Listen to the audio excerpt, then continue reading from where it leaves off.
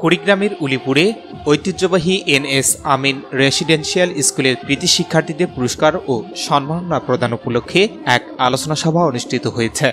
বৃহস্পতিবার দুপুরে এনএস আমিন রেসিডেন্সিয়াল স্কুলের জারণ চত্বরে অতিথিদের বরণ করে নেন অত্র প্রতিষ্ঠানের শিক্ষার্থীরা। অনুষ্ঠানে শুভেচ্ছা বক্তব্য রাখেন স্কুলের প্রধান শিক্ষক ফরিদা ইয়াসমিন। কৃতি শিক্ষার্থীদের পুরস্কার ও সম্মাননা প্রদান অনুষ্ঠানে উদ্বোধক হিসেবে উপস্থিত ছিলেন বেগম রোকেয়া বিশ্ববিদ্যালয়ের অধ্যাপক ডাক্তার তুহিন ওয়াদুদ।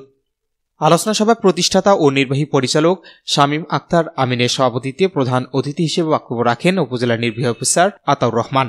বিশেষ অতিথি হিসেবে বক্তব্য রাখেন সাংস্কৃতিক বিষয়ক মন্ত্রণালয়ের শিল্পী কল্যাণ ট্রাস্টের ট্রাস্টি ও লেখক নাহিদ হাসান নলেজ, উপজেলা মাধ্যমিক শিক্ষা অফিসার আব্দুল হাই, উপজেলা প্রাথমিক শিক্ষা অফিসার নার্গিস ফাতিমা তোকদার, কুড়িগ্রাম টিআইবি ও সনকার সভাপতি সিনিয়র সাংবাদিক অ্যাডভোকেট আহসান হাবিব নীলুসহ আরও অনেকে।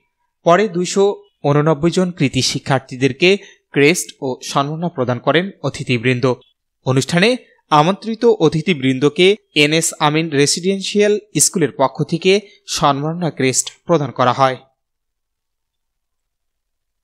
Shahinur Rahman, news desk, ABN24।